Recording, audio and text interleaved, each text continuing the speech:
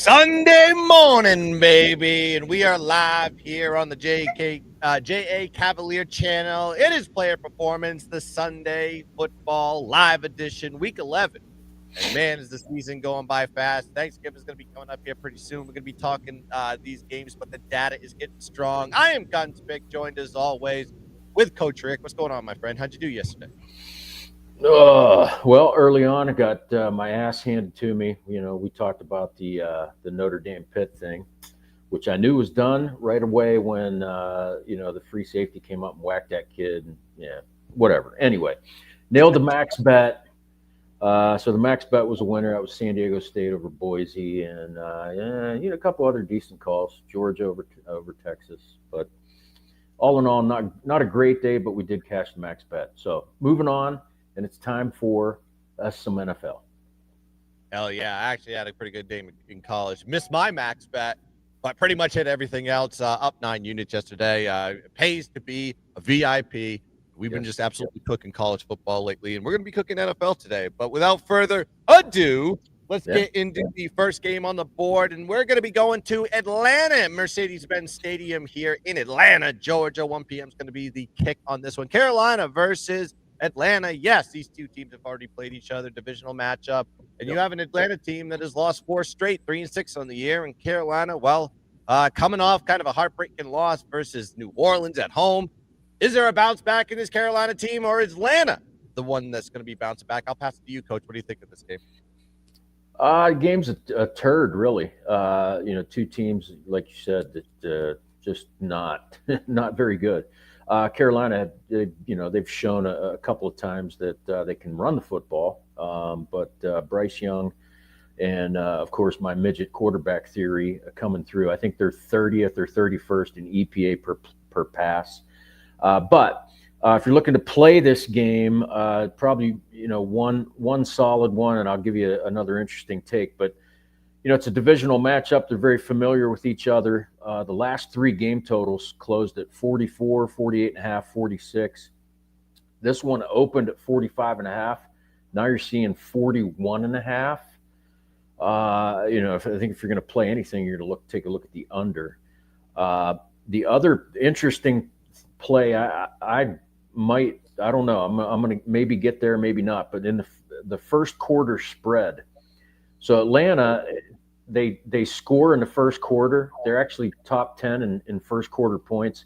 And actually, I think they might be top 1 or 2 at home. They score 8 points in the first quarter at home. So I would expect that they're going to be kind of dialed into this one because Carolina just absolutely crushed them in the first game, 30 to donut. So first quarter spread, you can get minus 1.5, minus a half. Both are at plus money. Atlanta in the first quarter to cover, to me, looks like that might be the way that I get to the window in this game. Yeah, I was looking at some of the prop market a little bit, trying to shop around, trying to find an angle on this game. You look at the line correlation on this one. I think if I remember correctly, the line was the home. I think it was Carolina was a 4.5 point home dog in the first game. Now we're seeing it at like 3.5 right now. It should be going in the other direction. So it's kind of leaning me towards the Carolina side just on that sheer point. Maybe the books are trying to tell you something there. The line is dropping in this game. It went from 44 in game 1, 42.5 here. I believe that's what I saw on the board this morning. But yeah, you have Carolina 7-3 ATS last 10 versus Atlanta. I think the line indicator is giving it more of a Carolina spot. I also noticed that Rico Dowdle's props way above his season average, including his rushing, including his rush receiving. And that is kind of weird considering Atlanta has a pretty solid rush defense, and they're more susceptible of giving up a little bit more in the passing game. So I find that pretty interesting there. That's kind of the way I'm going to be looking at this game. I'm probably leaning towards the Carolina side and maybe hit the prop market a little bit.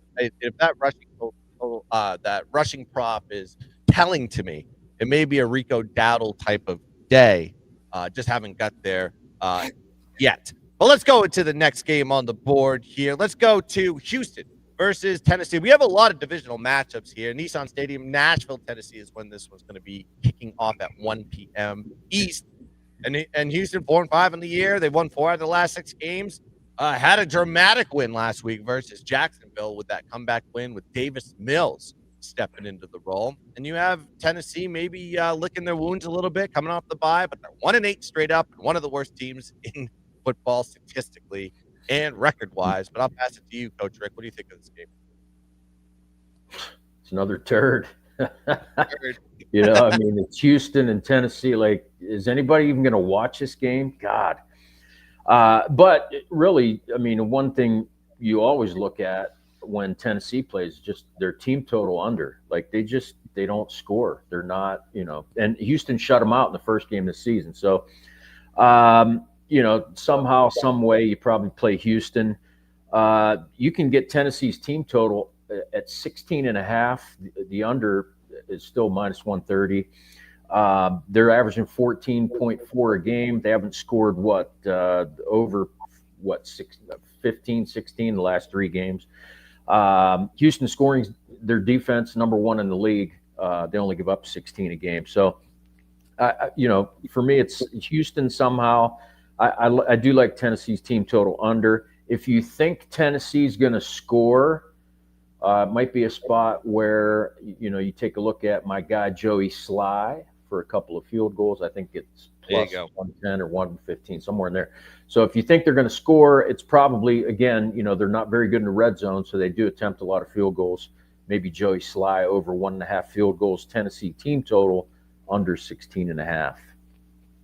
It is so weird, and a couple guys were mentioning it in the chat here about the line and where the line is going. It's like, why is the line moving towards the Tennessee? And I can't even figure that out myself. Yeah. It really, when you look at the first line, yes, Houston is on the road this year. That did open right around the same number as when Houston was at home.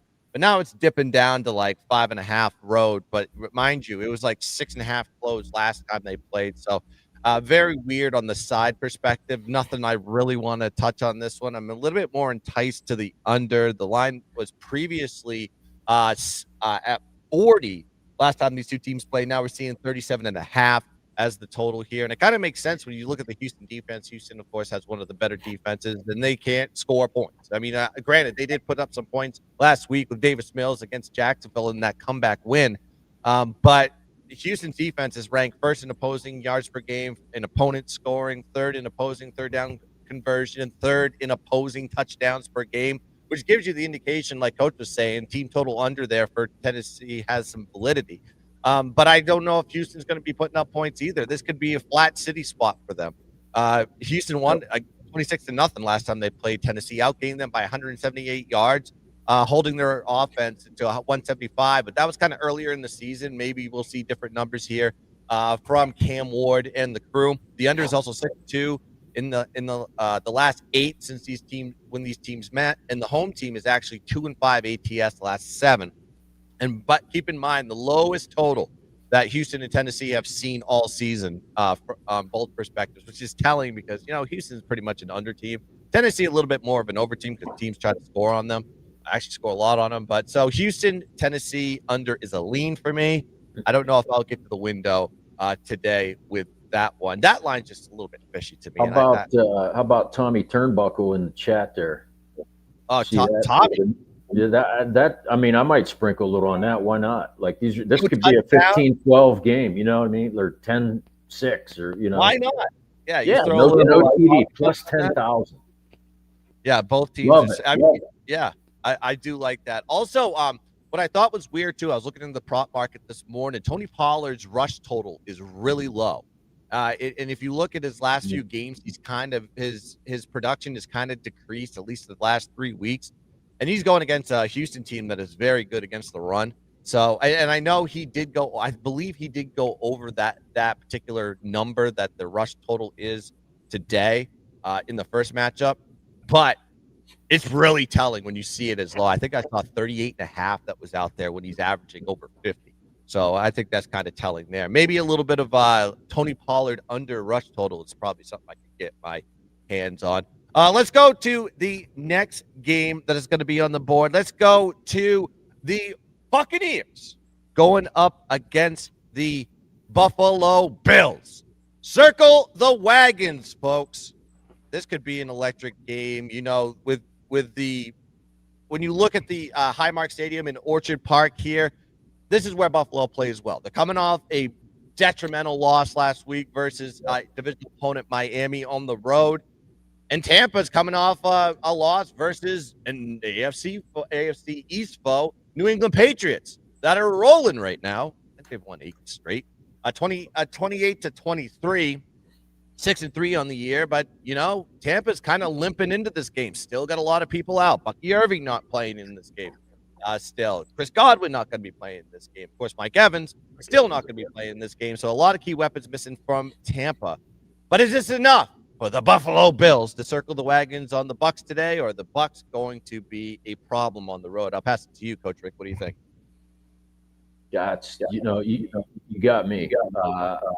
I will not be on the side here, and Tampa Bay going to Buffalo. It's always tough to play in Buffalo, especially at this time in the season. But Tommy Turnbuckle mentioned it. Baker 12-4 ATS as a road dog. Todd Bowles as the Bucs head coach 13-6 as a ATS as a road dog. So, I mean, Tampa Bay could be a live road dog here. For me, here's the best play because I did it. I saw it and jumped on it right away. It was either Tuesday or Wednesday. But we all know Buffalo sucks against the run. They're one of the worst run defenses in the league, which is hard to believe when you have Sean McDermott as your head coach. But Bills are 30th in run defense. They give up 148 yards a game. Rachaad White's rushing prop total on, I think it was Wednesday morning, was 37.5. I'm all over it. And I'm all over it now because it's up to 44.5. And I think you still play it because, like I said, the Bills just give up tons of rushing yards. And I think the last couple of RB1s have gone over their rushing yard prop total against Buffalo. Yeah, I'm leaning under in this game a little bit. I don't know if I'm going to get there on this one. Buffalo has lost 3 out of the last 5, 2 losses on the road, 2 inside the division. Buffalo's scoring has dropped in the last few weeks. If you actually look at the numbers, they're averaging 24 points per game in the last 4. Where they were scoring 30 or more in their first 4 games. So you've already seen them, drop 6 to 7 points per game in their offensive production. But since then, Buffalo has surpassed, they've only surpassed the 30 points in 1 game in their last 5. They're also 4-1 to the under in those 5 games. So maybe this is kind of an under trend looking in this direction. Also, Tampa is 4-1 ATS, 4-1 to the under on the road this season. Very good road team with Bowles. Very good on the defensive end. And with the weapons that are missing for Tampa, if they're going to be winning games here, they're going to have to kind of change how they play the game. And I think they're trying to do that in some way, shape, or form. But Tampa is also averaging 21 points per game, but giving up 19 points per game currently in the last 4 weeks since Bucky Irvin's been out. So offensive production drop. I'm leaning towards the under in this game. Also, good call. The prop market, and I think Turnbuckle, Tommy talked about this one with Sean Tucker. Sean Tucker's rush prop is high right now, and he's been used in the offense, at least in the last 2 weeks. He's starting to get a little bit more touches, and you're seeing his rushing. I think he was the leading rusher last week against the Patriots. So, and everybody wants to, he's the second, he's the backup RB right now, but he's starting to get a little bit more balanced playing time when Bucky Irving's out. So I think Tucker props are legit today, maybe on his rushing attempts, maybe on his rushing yards. That's a guy that you probably key in on that one. Going against a Buffalo defense that is not very good against the run. I think they give up 5.2 yards per carry in the rushing game this year. So looks through those Sean Tucker props. If we can get a few productive runs from him, he's going to get a lot of playing time. So and he's playing red hot right now. I think that's the way we go with that one, and especially in the prop bucket. All right, let's go to the next game. Let's go with another divisional matchup. We're going to the NFC North division, and we're going to be looking at the Chicago Bears going against Minnesota at US Bank, Minneapolis, Minnesota. 1 p.m. is going to be the kick on this one, and these Chicago Bears, They've won 7 out of the last 8 games. They're 7-1 in that, and they had a comeback win versus the Louisville New York Football Giants, causing their coach to get fired after the game. Fired. Yeah. Minnesota 4-5 on the year. They've lost 3 out of the last 4. They're coming off a loss to AFC red hot Baltimore Ravens. This offense is cooking there for the Chicago the Chicago offense is cooking. Miami probably due for a win. I'll pass to you, Coach. What do you think of this game? God, the Bears. Um, I don't like either team because I just can't get behind Caleb Williams. Sorry, JJ. I mean, God, Jesus. But anyway, what are you going to do here? Well, somebody in the chat, H-Town Ledge says under. Okay, but I'd shy away from that just because of the fact that, the total in this game usually is 43, 44, somewhere in that range. Last 4 game totals here, 43.5, 43.5, 39.5, 43.5. It's a divisional game. They're familiar with each other. They got tons of film on each other, right? So usually, games like that, you expect lower scoring games. But why then is 45.5 the open, and then it's now up to, I've seen 48.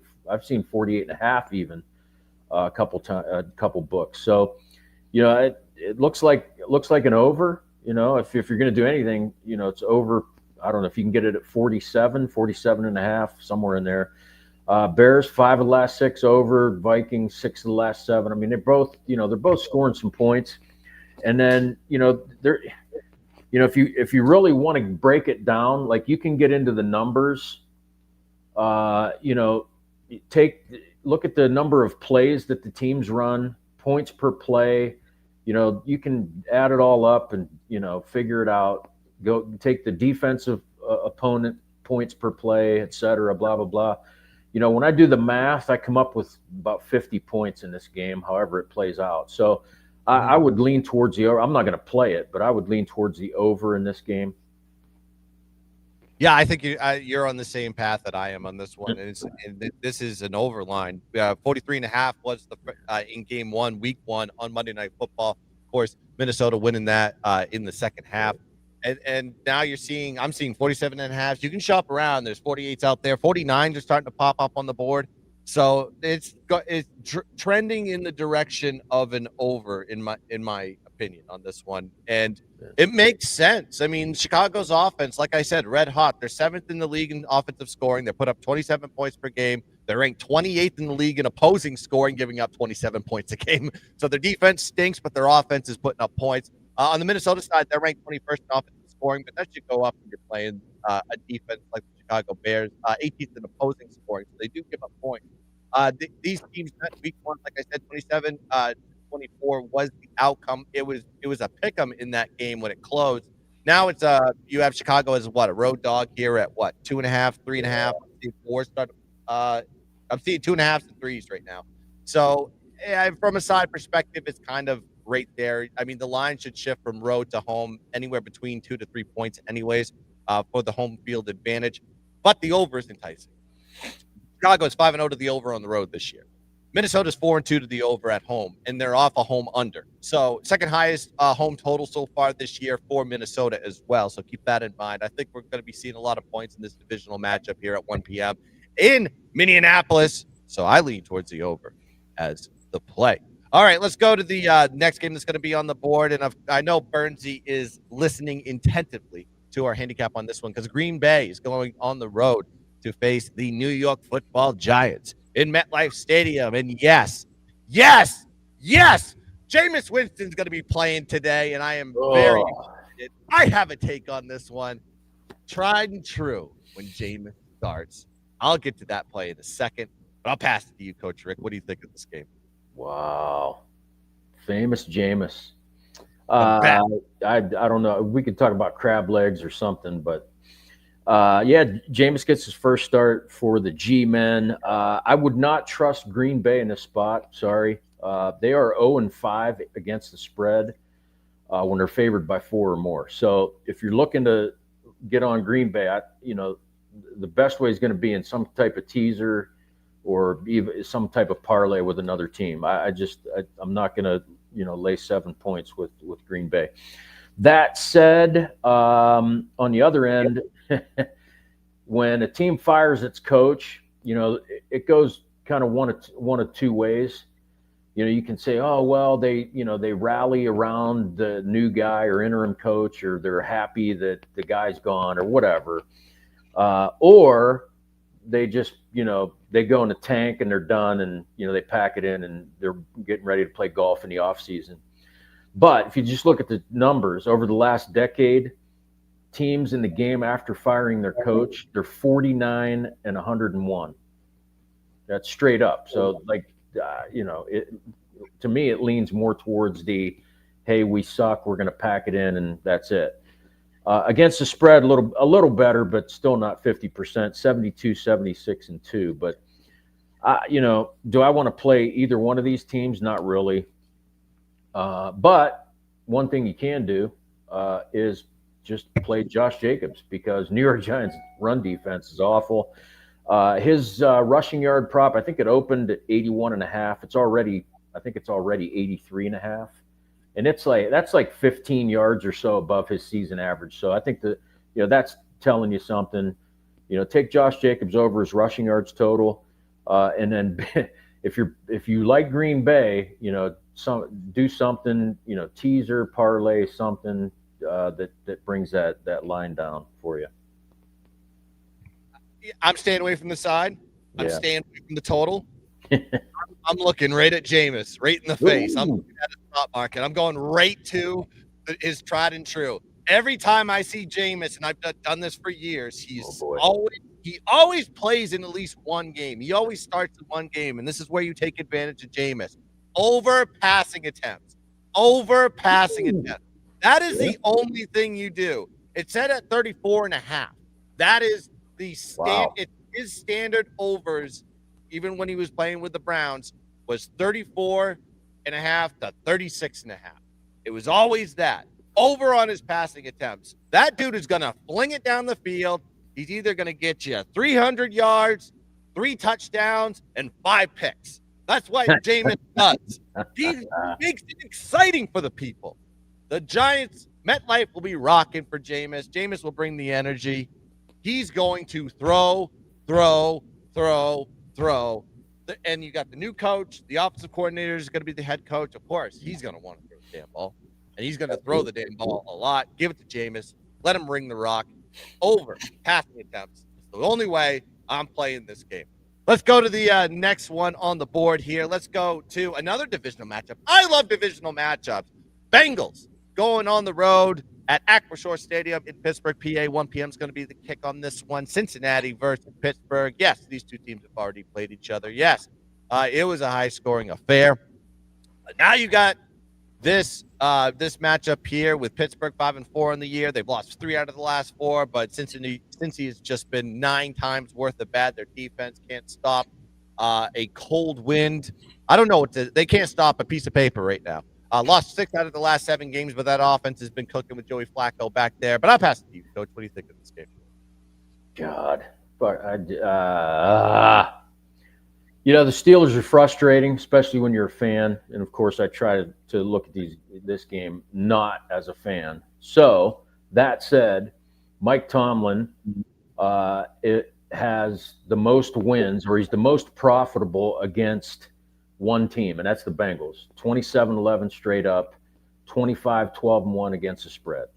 Now, do I want to take Pittsburgh? Not really. I mean, the line probably says you should, but I can't. What I can get behind is Cincinnati's defense, which I think everybody gets behind it because they all get behind it. They give up almost 430 yards a game, which is absolutely ridiculous. They've given up 27 or more points in 8 straight. Pittsburgh, not, they're not lighting it up, but at times they can. And when you have Aaron Rodgers as your QB, sometimes you get lucky and you score some points. So game total opened at 46.5. It's up to 48.5. Who's going to score points? Well, I think Pittsburgh does. I know they've only gone over their team total 3 or 4 times, but Steelers 26.5. Can they get to 27? Well, 8 straight teams have gotten 27 against Cincy.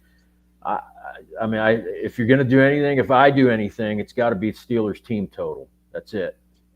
Yep. I know Grimes in the chat says, call me crazy, but I like Chase under 94.5 receiving yards. I don't know about that, man. These two defenses, from They're the awful. secondary perspective, they're awful. And they're going to give up yards, and who better to throw at than Chase? I'm sorry, Jamar Chase. Yeah. But I mean, Flacco under. I like any under passing, I'd probably avoid altogether. Not to say that I'm going to be on these props, but I do think it's going to be a high scoring affair just on the sheer fact of how they adjusted the line from the first matchup. 33-31 was the outcome. 5-point home dogs. Since he was now the the line is flipped, making Pittsburgh the favorite here. So from a line flip, it's I don't know. I'm a little bit hesitant to take them on the side, but the total here went from 45 to 48.5, kind of indicating an over. And Cincinnati's just been red hot on the over. But you would need Cincinnati to score. They average 12 points per game on the road, but they give up 30 versus Pittsburgh that puts up 27 points per game, giving up 23 at home. And since he's number one in pass play percentage, so they're going to be passing the ball. And Pittsburgh is 10th in pass play percentage, so both these teams are going to try to rip it down the field. Passing props, I'm probably going to stay away from the props a little bit. The run prop I saw that was kind of interesting was Jaylen Warren in his rushing props, very high, but considering what his rushing average is. You got to look at the first game, though. That's why they kind of adjusted the line a little bit, is because he put up 127 rushing yards versus Cincinnati in the first meeting. I think it's set in the 70s on this one, so don't be afraid to be taking anything Jaylen Warren overs, because I think if they're going to set up the pass on this one, they're going to get the ball to Jaylen Warren in some way, shape, or form. So I'm leaning towards the rush over here with Jaylen Warren and just kind of avoid the passing stuff, because I just thought that line was a little bit, the variance was like 20 to 23 yards above his season average or something like that. So books are adjusting. They have an idea that Jaylen Warren could go off once again and get over 100 rushing yards. So we'll see what happens in that game. All right. Another great matchup that we have here with the LA Superchargers going on the road to Jacksonville in Everbank Stadium, Jacksonville, Florida. Yes, Jacksonville coming off that terrible loss last week. We saw it. Just absolutely fell apart. They lost 34-29, losing 3 out of the last 4 games. On the Chargers side, they've won 3 straight. They're 7-3 on the year. We'll see what happens when the Chargers have to travel on the road to play East Coast time. But I'll pass it to you, Coach. Do you have any thoughts on the Chargers versus Jacksonville? Oh man, it's a tough one, because you mentioned the travel, and you would think, again, we've talked about this numerous times, where as a player I always felt like it didn't matter, but it does. But if you want to talk about travel, then it comes down to coaching usually, and how you manage your time. Well, Jim Harbaugh is probably one of the best, because in the NFL as a head coach, when he travels from West Coast to East 20 times, he's 17-3. So, and 15-5 against the spread. So I think he manages that well. So if you take that out of the equation, Jacksonville kind of just reeling from 4 straight losses. Chargers kind of on one. If you're going to pick a side, I think it's LA. I don't know that I like the number. I think I'd just play the money line straight up. But the better look for me, I think you take a look at the total. The total opened at 46.5, already down to 43.5. We all know the Chargers defense is legit. Jacksonville can be when they want to. I think that's one way to play. It's the under. The other interesting look that I'll give you, Justin Herbert and the Chargers, they tend to start a little bit faster. In his career, he is 29-17 against the first half spread. And you could play this either way, first half money line or first half minus, I think it's 0.5 you can get. But they've covered 3 straight in the first half, and I think they're 6-3-1 on the first half money line. So either one of the two, I think they get out quick. And if they get out quick, that's why I'd probably lean towards the Chargers to win the game as well. I think if you can look at this game just on the sheer scheduling situation for both of these teams. mean, Jacksonville's playing their first home game in over a month. I mean, they're 3-1 in ATS at home this season, and their only home loss was against Seattle by 8. Last time I checked, Seattle, pretty good team. If there's anything that you can take away from Jacksonville is they've been inspired and played well at home. And then everybody wants to say that the Chargers are playing well. Okay, they played 3 home games in 4 weeks. They're 3-1 straight up, but 1-3 ATS on the road this year. They beat here's the guys that they beat: the Raiders by 11. They beat the New York Giants by 3. These are all road games. They beat Miami by 2 and Tennessee by 7. Some of those teams are pretty much at the bottom of all bottoms when we talk about NFL football teams here, right? Jacksonville's lone home win after 3 straight road neutral site games and then back-to-back road games on deck. So when you look at the situation for Jacksonville, they're ready for this home game. I mean, they've just been on the road. They play a home game, and then they're going to go back-to-back on the road. So I think there's going to be opportunities to fade Jacksonville down the road, but I would not fade them here against a Charger team that really, I don't think they've proven anything, what they've done on the road. They've been playing really good, inspired football at home, but I think from a situational standpoint, we're taking advantage of a team that played a long stretch at home. Now they get their first road game, and you're playing a team that's been traveling all over the place. Now they get back home. I'm leaning towards the Jacksonville side on this one. Maybe it's the contrarian side of me going on this one, but I do believe that it's a Jacksonville spot and not a Chargers spot. So if you're thinking about putting them in Survivor, a Chargers by any way, shape, or form, be careful. I know somebody in the chat mentioned, do we put Houston as a Survivor pick today? I mean, I guess that's one way to play Survivor is just keep fading Tennessee. I hate the line on that one, and I hate that it's dropping. That you could get caught with. The best one I think from a money line perspective to take in Survivor is Buffalo. That's kind of the one I like the best. But we'll keep it moving along with the next game that's going on board, and this is probably the game of the week. Seattle going on the road to go face the LA Rams in SoFi Stadium in Inglewood, California. 4:05 is going to be the kick on this one. Yes, NFC West divisional rivalry here. Can't wait for this one to start. 2 7-2 teams, 2 teams that are on a 4-game win streak, and 2 teams that are off divisional wins. Very identical from one another. But you have the Rams here sitting as the favorite at home. I'll pass to you, Coach. What are your thoughts? Seattle versus the Ramets. Yes, like you said, game of the week for sure. You got to be careful. I think, the Rams opened at what, -4.5?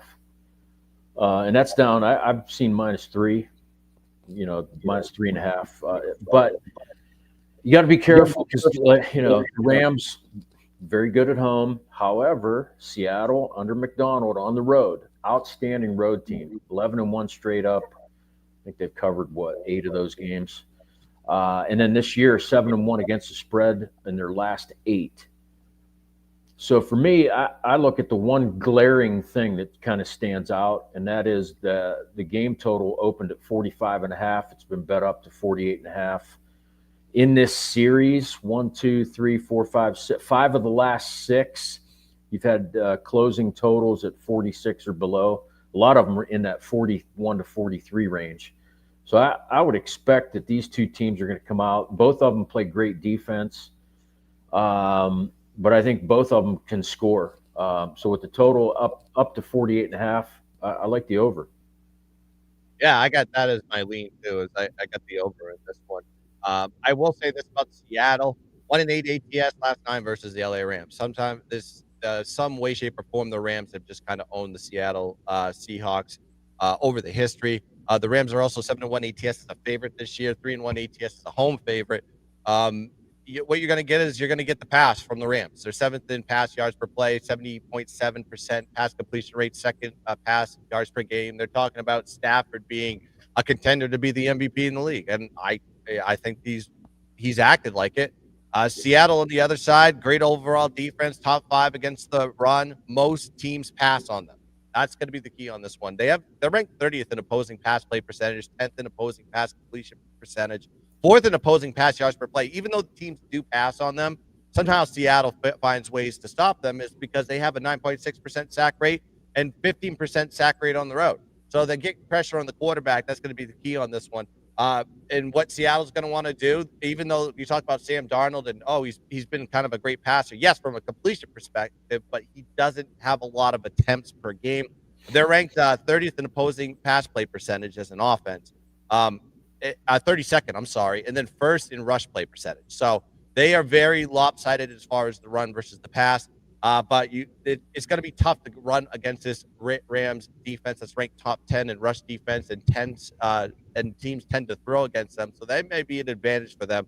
Getting Sam Darnold to get his passing attempts up and taking advantage of those. But from an over perspective, I really do think that both teams will score in this game. In some way, shape, or form, they'll find ways to kind of decipher these two defenses. And even though they're two good defenses, I get it. But the line, to me, the total is sitting here at 48.5, 49. That's high. That's a high total, in my opinion, for two good defenses. So, yeah, I agree with Coach on this one. I think the over is the way to play this game. All right, let's go to the next game that's on the board here. Another NFC West divisional matchup here in the 4 o'clock slate with San Fran going on the road to face Arizona, State Farm Stadium, Glendale, Arizona. Of course, Arizona missing a lot of key weapons on this offense, and they lose Marvin Harrison Jr. And then the quarterback situation, you're still going with Jacoby Brissett. They've lost 6 out of the last 7 games. They're 3-7 on the year. And then the 49ers get Brock Purdy back. They're coming off a divisional loss, 6-4 in the year. This game was a head scratcher to me when I looked at the line. I do have a take on the total, though. I'll pass it to you first, Coach. What do you think of this game?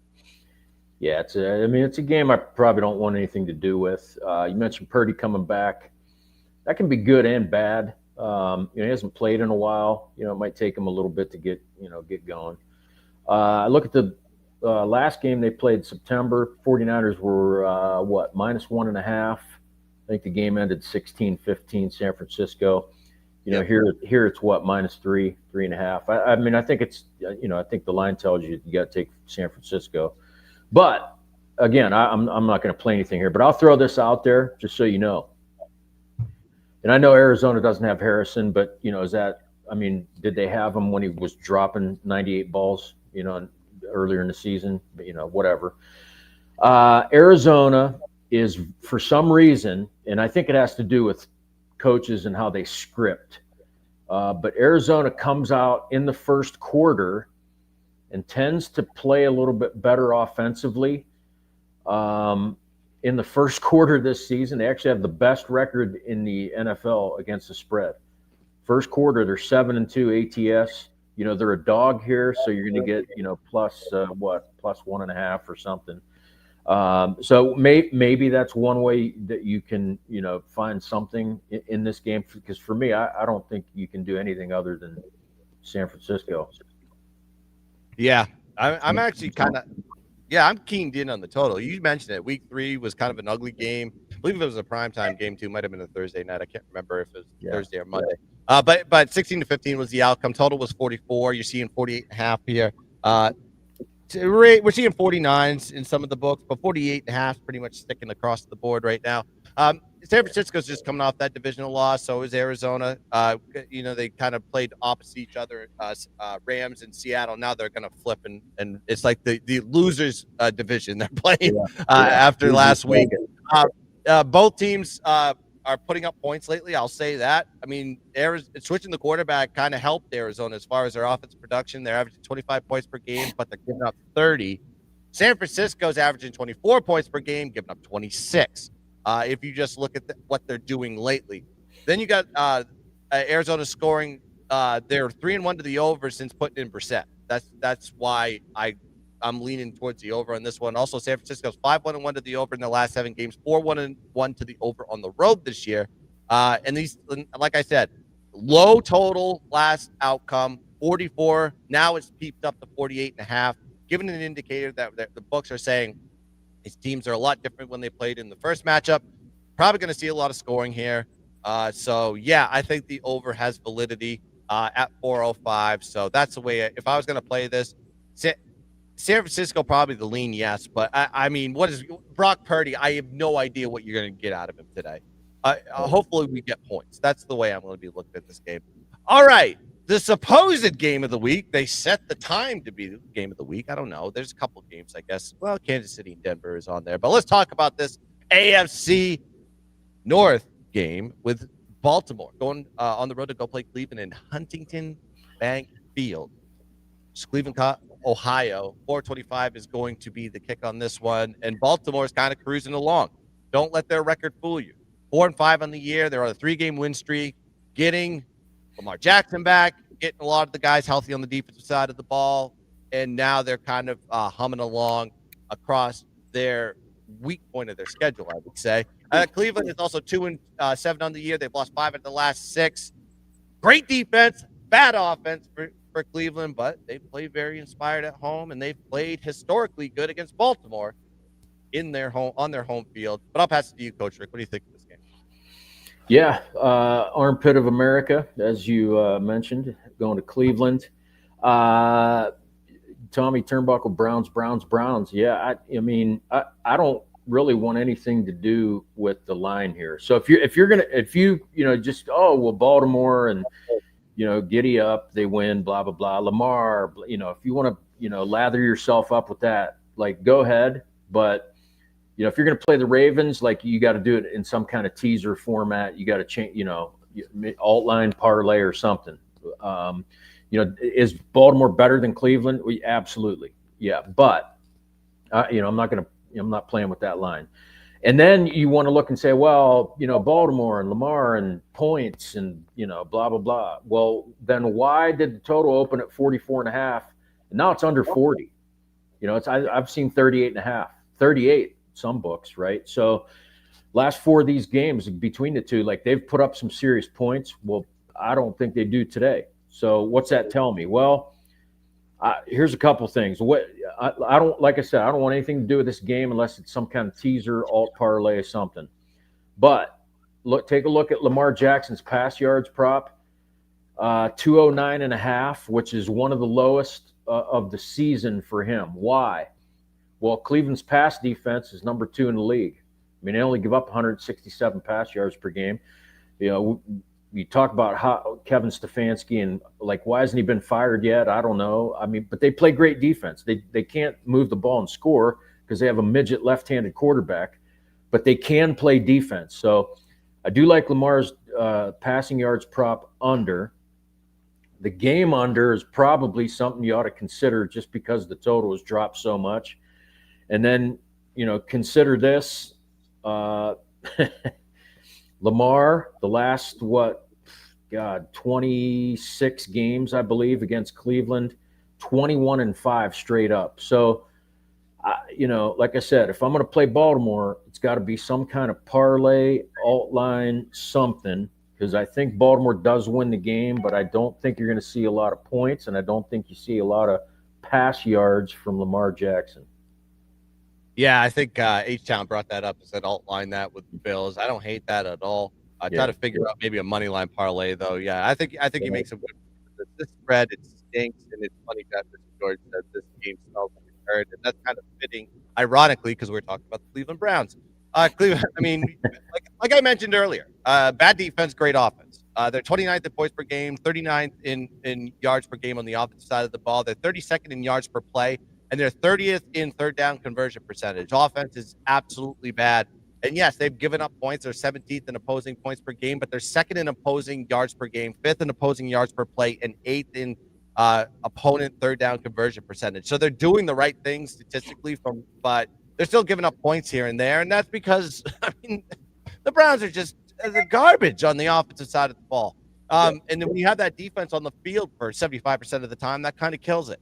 But Baltimore's numbers are a little bit skewed, so you have to take it with a little bit of grain of salt because you have to basically take it from the last 4 weeks when they actually gotten relatively healthy. They have a plus 5 point differential, plus 34 net yard average, plus 4 turnover ratio, 2-1 straight up, and 3-0 ATS at home. But they're not. Here they're playing on the road, so it's a little bit different here, right? And the first matchup total was 46.5. You mentioned that, Coach. Now you're seeing it drop to. I had 39 written down, and it just keeps dropping on me because I did this. I wrote this up 2 days ago, and I'm seeing 37.5 hit the board. They're really thinking this is going to be a low one, but the line is stuck at 7.5.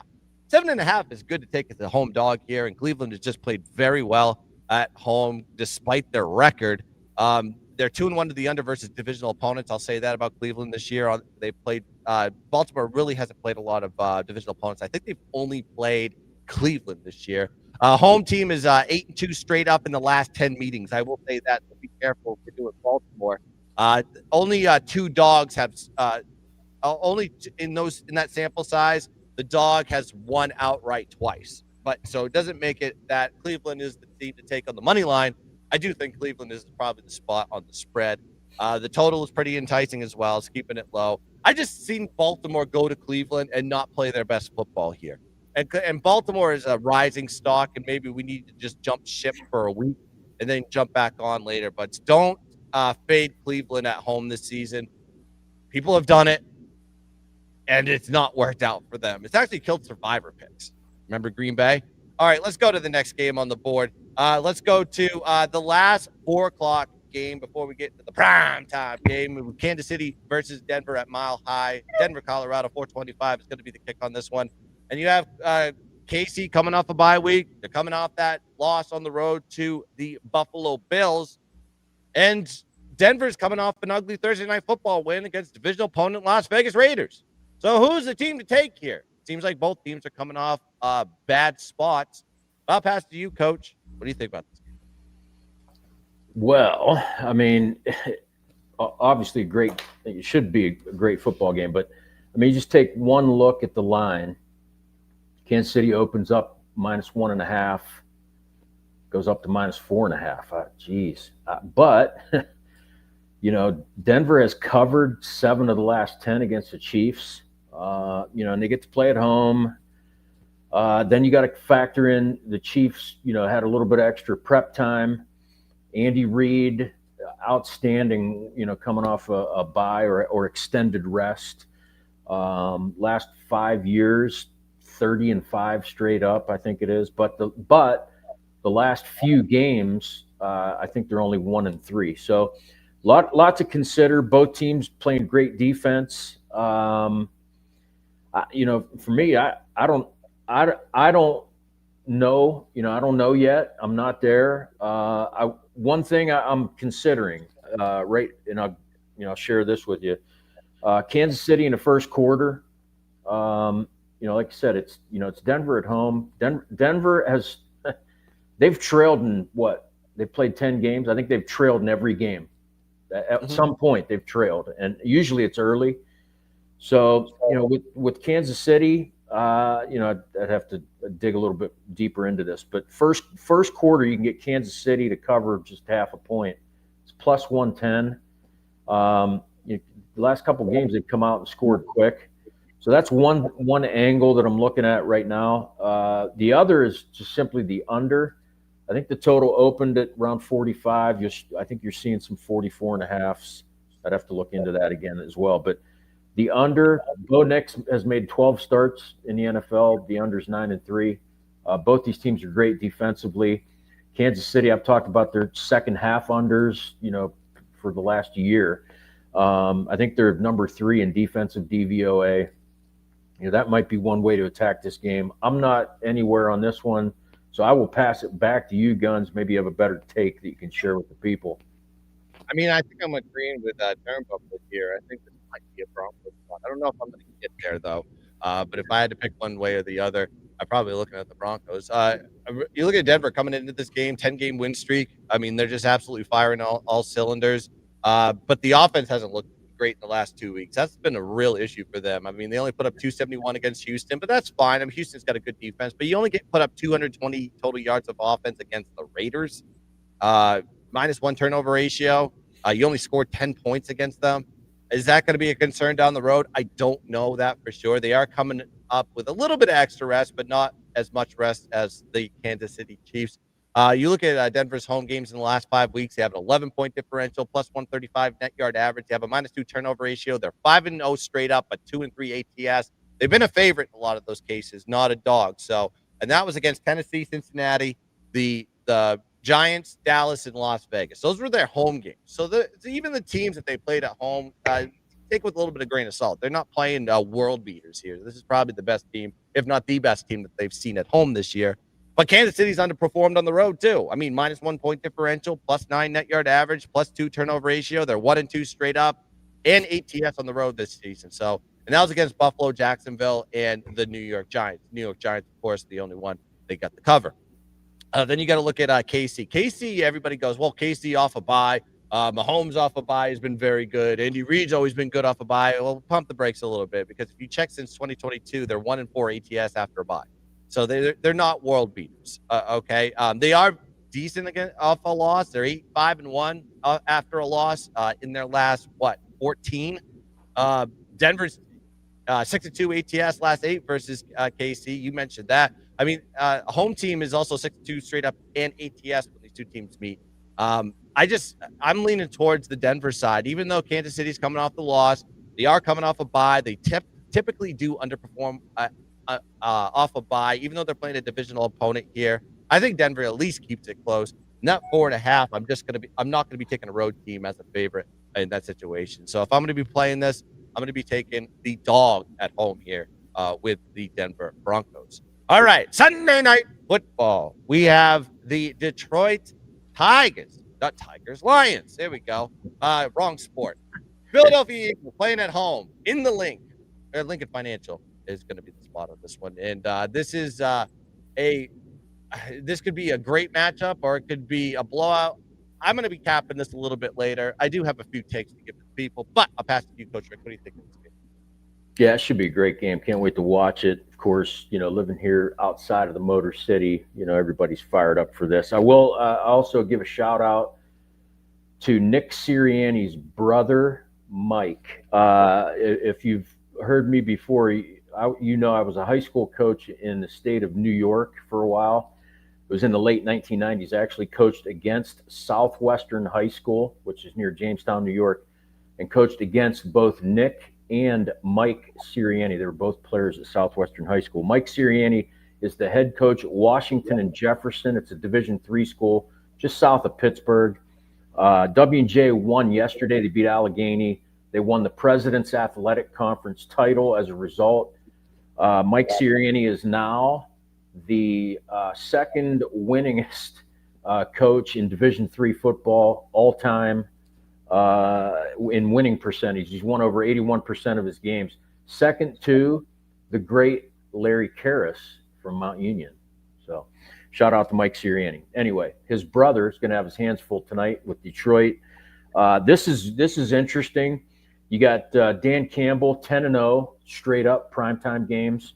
Jared Goff, also very good primetime games. I think he has 40 primetime starts as an NFL quarterback. When he's favored, he is 22-5 straight up, but as a dog, only 4-9. On the other end, though, too, Detroit also 14-3 against the spread after a game in which they scored 35 or more. So we all know their offense just outstanding, top 4 or 5 in almost every category. The thing is, though, this one just seems like a trap somehow, some way. Philly -2.5 at home. The public all over Detroit since they're a dog here. I think there's almost 70% of the money line tickets are on Detroit. So just for me, it's like I kind of go back and forth. Then you can look at the total as well. Total, I think 47.5 it opened. It's actually down to 46.5.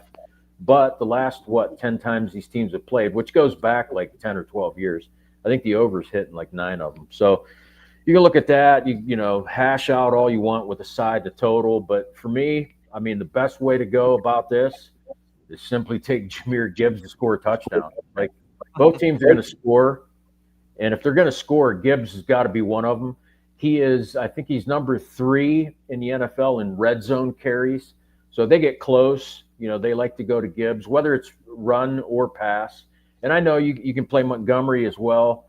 But Gibbs, I believe, is -115 for an anytime touchdown. And right now, I think that's the best way to go. He's scored in 6 of the 9 games, and he has 10 total touchdowns. So for this one, I'm not on side or total yet, but I do like Gibbs to score. I'm hoping that this will make this an official trend. I was just kind of looking at some of the numbers here. So this is the fourth time that Detroit has been a dog. They're 1-2 ATS in those spots. Of course, 1-2 straight up as well. So, I mean, the only win was against Baltimore early on in the season. We kind of saw what Baltimore was when it came, especially early in the season, how bad their defense was. But I just think that right now you got this Philly team that's playing like really inspired football, and seeing them as a favorite is kind of telling about what direction these teams are going. I know that Detroit's been coming off that road win versus Washington, whatever, 44-22. Washington's in shambles right now, but they did lose. They've lost two. They're 2-2 straight up in their last four. Of course, one of those losses being on the road to Kansas City, where they were a dog in that situation as well. So, if I'm going to get there, I'm probably going to get to the Philly side some way, shape, or form. I may look at the prop market a little bit later, see if I can find some spots. But that game, down the road, we'll see what happens during the day games. See if we can adjust here. But right now, I'm leaning towards the Philly side. All right. We did it. We broke down the board. Let's talk a little best bet, shall we?